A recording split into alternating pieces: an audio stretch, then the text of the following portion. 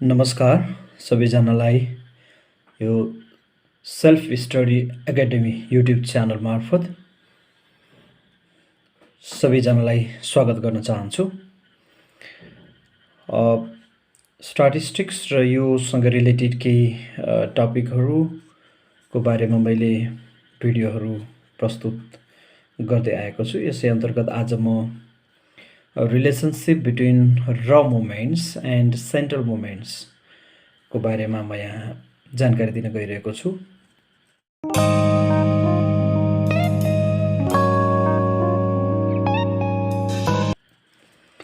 र मोमेन्ट्स र central moments को बारेमा मैले यसभन्दा अगाडिको भिडियोमा पनि यहाँहरूलाई जानकारी प्रस्तुत गरेको थिएँ। यदि त्यो सम्बन्धी केही जिज्ञासाहरू छ भने त्यसमा बुझ्नुपर्ने केही बाँकी रहेको छ भनेदेखि कृपया मलाई त्यो भिडियोहरूमा कमेन्ट लेखेर पठाउनुहोला। म यहाँहरूको जिज्ञासालाई फेरि समाधान गर्ने प्रयास गर्नेछु। र यदि सेल्फ स्टडी एकाडेमी युट्युब च्यानललाई सब्सक्राइब गर्न बिर्सिनु भएको छ भनेदेखि कृपया सब्सक्राइब गरिदिनु होला र सेल्फ स्टडी एकाडेमी युट्युब च्यानललाई सब्सक्राइब गरिदिनु होला। बेल आइकन थिच्नु भयो भने मेरो नयाँ भिडियोहरूको नोटिफिकेसन यहाँहरूले तत्काल पाउनुहुनेछ र यहाँका जिज्ञासाहरूलाई समाधान गर्न सक्नुहुनेछ। ल अब जाउँ रिलेसनसिप बिट्विन र मोमेन्ट्स एन्ड सेन्ट्रल मोमेन्ट्स। हामीलाई थाहा छ र moments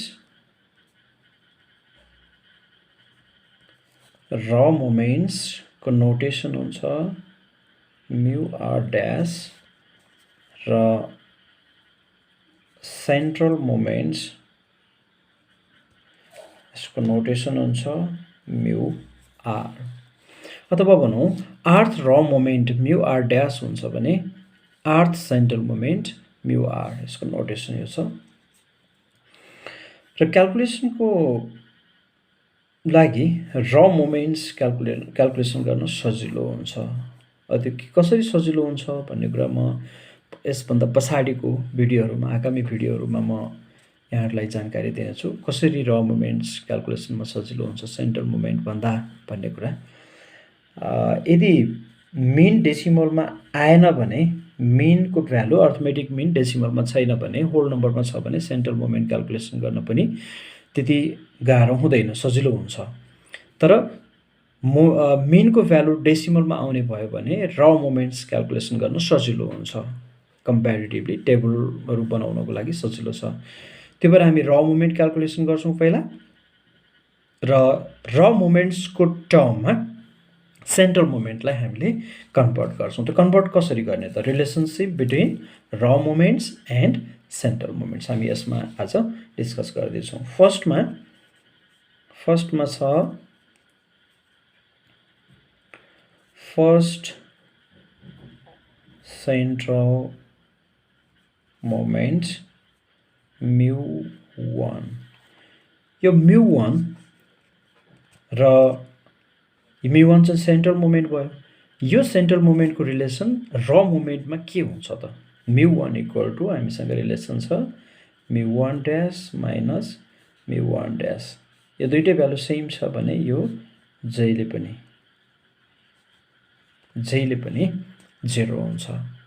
first central moment mu 1 को value in terms of raw moments mu 1 dash minus mu 1 dash हुन्छ भने यसको भ्यालु चाहिँ दुईटाको difference same number, same value छ, डिफरेन्स 0 हुने भयो। यो चाहिँ म्यू 1 इक्वल टु 0, यो अलवेज त्यो हुन्छ। यो चाहिँ हामीले सम्झिनु पर्ने कुरा।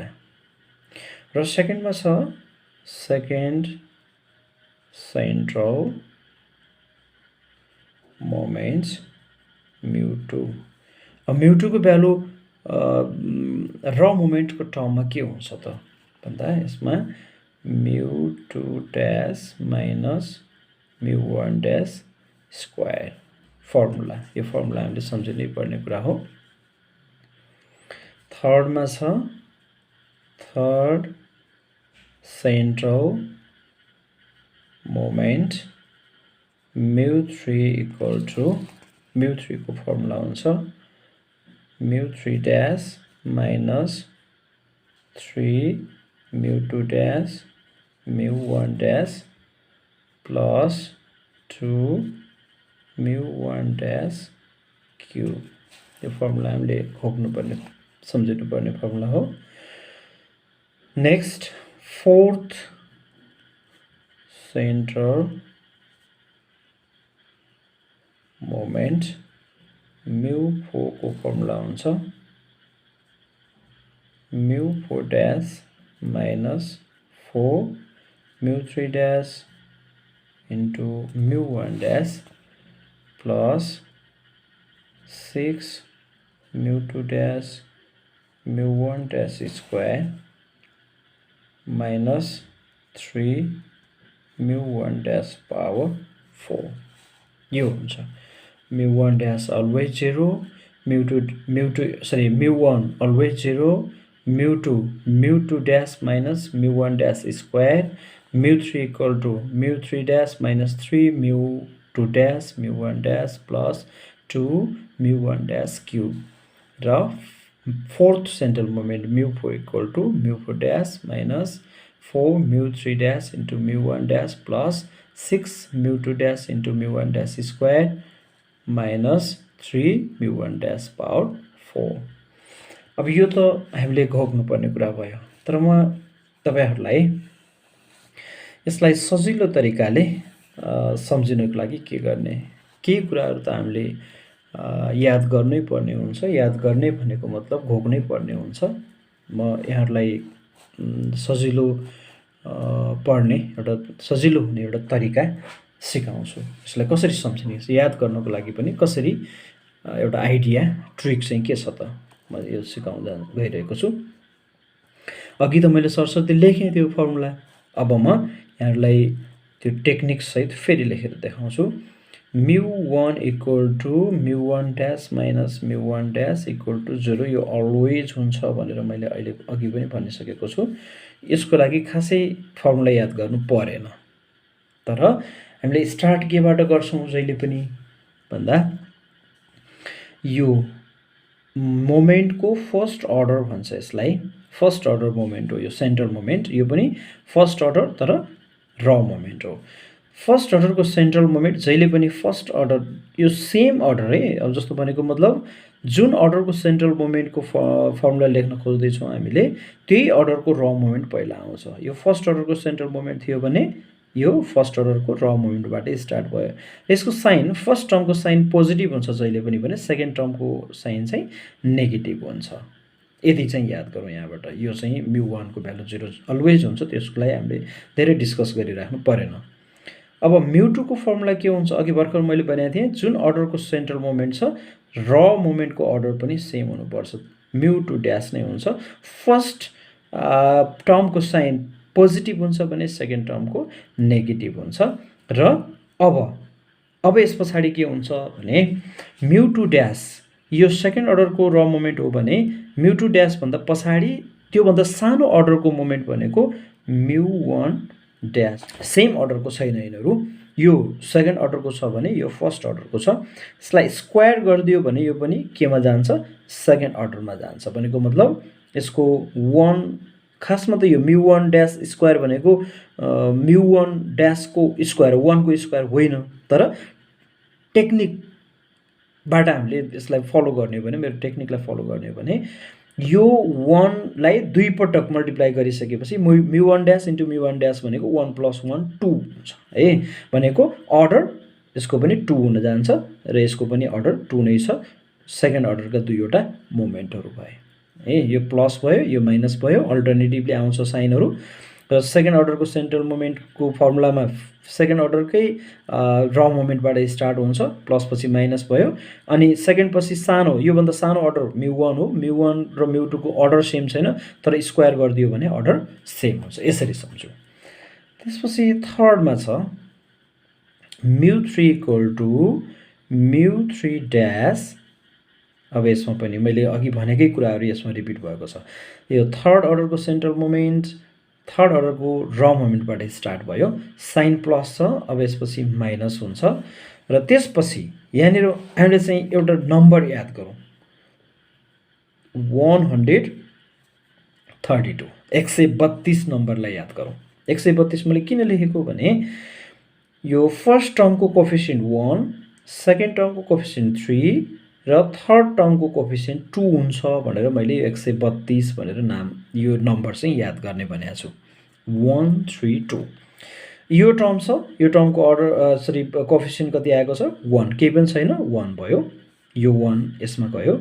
त्यसपछि साइन प्लस पछि माइनस हुन्छ अनि अब आयो कोफिसिएन्ट 3, म्यु 3 ड्यास पछाडि योभन्दा सानो अर्डरको मोमेन्ट भनेको म्यु 2 ड्यास हो। अघि मैले भनेको थिएँ म्यु 2 पछि सानो अर्डर म्यु 1 ड्यास हुन्छ। म्यु 2 ड्यास पछाडि अब यो म्यु 3 छ, यो म्यु 2 छ, अर्डर त सेम छैन भने अब यसलाई के गर्ने म्यु 1 ड्यासले यसलाई मल्टिप्लाई गरिदियो भने 2 + 1 3 हुन्छ। यो टेक्निक यसरी सम्झिने है। माइनस पछाडि अब अल्टरनेटिभली प्लस आउँछ, प्लस आइसकेपछि अब कोफिसिएन्ट 2 छ 2 अनि म्यु 3 पछि त्योभन्दा सानो अर्डर 2 र म्यु 2 भन्दा सानो अर्डर अब के छ म्यु 1 ड्यास छ र म्यु 1 ड्यास यसको अर्डर 3 छ, यसको 2 + 1 3 भयो भने यसको 1 मात्रै छ भने अब यसलाई 3 कसरी बनाउने भन्दा यसको क्युब गरिदिने। अब यहाँनिर के याद गर्नु पर्यो भने जहिले पनि स्क्वायर क्युब गर्ने भनेको म्यु 1 ड्यासको मात्रै गर्न सक्छौँ हामीले, म्यु 2 ड्यासको स्क्वायर अथवा क्युब, म्यु 3 ड्यासको स्क्वायर क्युब चाहिँ गर्न सक्दैनौँ है। यसरी सम्झौँ। एउटा चाहिँ 132 132 नम्बरलाई हामीले याद गऱ्यौँ भने यसरी फर्मुला हामी आफै बनाउँछौँ। अघि मैले लेखेको फर्मुला यो र त्यसपछि अहिलेको फर्मुला, यसलाई हेरौँ यो चाहिँ एउटै छ। त्यस्तै फोर्थमा म्यु 4 फोर्थ सेन्ट्रल मोमेन्ट, यसको लागि अर्को एउटा नम्बर याद गरौँ 1463 1463 भनेर अर्को एउटा नम्बर याद गरौँ। यो पनि यहाँहरूलाई थाहा भइसक्यो होला, यो कोफिसिएन्टको लागि मैले नम्बरहरू लेखेको छु। अघि 132 132 नम्बर लिएको पनि कोफिसिएन्ट यो 1 3 2 बनाएर हो, अहिले 1463 किनभने यसमा 4 टर्महरू आउँछ त्यही भएर 1463। अभियसली फर्स्ट टर्म के हुनुपर्छ म्यु 4 ड्यास हुनुपर्छ पोजिटिभ, त्यसपछि नेगेटिभ आउँछ साइन अनि कोफिसिएन्ट कति आउने भयो 4। म्यु 4 भन्दा सानो अर्डर के हुन्छ म्यु 3 ड्यास, अर्डर 4 छ यहाँ 3 छ, अब 4 बनाउनको लागि के गर्नु पर्यो यहाँ म्यु 1 ड्यास ल्याएर मल्टिप्लाई गरिदिएपछि 3 + 1 4 हुन्छ है। त्यसपछि माइनस पछाडि अल्टरनेटिभली के आउँछ प्लस र यहाँ हामीले लेख्नुपर्ने सम्झिनुपर्ने कोफिसिएन्ट 6 छ। त्यसपछि म्यु 3 ड्यास म्यु 4 पछि म्यु 3 आएको थियो, म्यु 3 पछि अब म्यु 2 ड्यासको पालो आयो। म्यु 2 ड्यासले अर्डर 4 पुग्दैन र स्क्वायर गऱ्यो भने 4 त हुन्छ, तर म्यु 2 ड्यासको स्क्वायर हामी गर्दैनौँ। स्क्वायर क्युब भनेको म्यु 1 ड्यासको गर्ने हो, त्यही भएर म्यु 1 ड्यास गरौँ। अझै पनि अर्डर 2 + 1 3 हुन्छ, 4 हुँदैन भने 4 बनाउनको लागि यसलाई के गरिदिउँ स्क्वायर गरिदिउँ। स्क्वायर गरिसकेपछि यो 2 यो पनि 2 गर्दा 4 भयो, 4 सँग इक्वल भयो। त्यसपछि प्लस पछि आउँछ माइनस र कोफिसिएन्ट यहाँ के छ अब 1463 1463 मा अब कोफिसिएन्ट के छ 3 अनि त्यसपछि म्यु 2 ड्यास भन्दा अब सानो अर्को अर्डर भनेको म्यु 1 ड्यास हो। म्यु 1 ड्यासको अब अर्डर 4 बनाउनको लागि यसको पावर कति लेख्नुपर्छ 4 लेख्नुपर्छ। यसरी अघि लेखेको फर्मुला र अहिलेको फर्मुला चाहिँ सेम छ। ल यसलाई याद गरौँ हामीले, यो दुईवटा कोफिसिएन्टहरूको लागि नम्बर 132 र 1463 132 र 1463 यो दुईटा नम्बरहरू याद गर्यो भने हामीले के गर्न सक्छौँ अब यो होल यो चारवटा छ, चारवटै फर्मुलाहरू यो कन्भर्जन फर्मुला छ। म्यु 1 जहिले पनि 0 हुन्छ, यसको लागि फर्मुला नजान्दा पनि केही फरक परेन। म्यु 2 को छोटो छ, म्यु 2 ड्यास माइनस म्यु 1 ड्यास स्क्वायर गर्दै सकिहालेछौँ, कोफिसिएन्ट 1 1 छ, कोफिसिएन्ट सम्झिनु परेन। म्यु 3 र म्यु 4 को लागि कोफिसिएन्ट 132 र 1463 दुईवटा नम्बरहरू याद गर्यो कोफिसिएन्ट भने हामीले सजिलैसँग के गर्न सक्छौँ यो मोमेन्टलाई कन्भर्ट गर्न सक्छौँ, र मोमेन्ट क्याल्कुलेसन गर्न सजिलो टेबलबाट र त्यसपछि सेन्ट्रल मोमेन्ट र मोमेन्टको टर्ममा यसरी क्याल्कुलेट गर्न सकिन्छ। अब मैले अहिले यहाँहरूलाई र मोमेन्टको टर्ममा सेन्ट्रल मोमेन्टहरू कसरी लेख्ने भन्ने कुरा आजको भिडियोमा सिकाएँ। आजको भिडियो कस्तो लाग्यो, यसमा केही सुझाव सल्लाहहरू जिज्ञासाहरू छन् भने पक्कै पनि कमेन्ट गरेर मलाई सुझाव दिनुहुनेछ। र यदि मेरो यो च्यानल सेल्फ स्टडी एकाडेमी भन्ने छ, यो सब्सक्राइब गर्नुभएको छैन भने कृपया सब्सक्राइब गरिदिनुहोला। र मेरो उद्देश्य अहिले यो कोभिड-19 कोरोना भाइरसको कारणले अहिले हाम्रो कलेजहरू सबै बन्द छन्।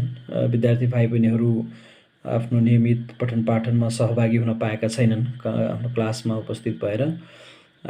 र यो बिचको जुन ग्याप रहेको छ, अझै पनि स्थिति सामान्य अवस्थामा गइसकेको छैन।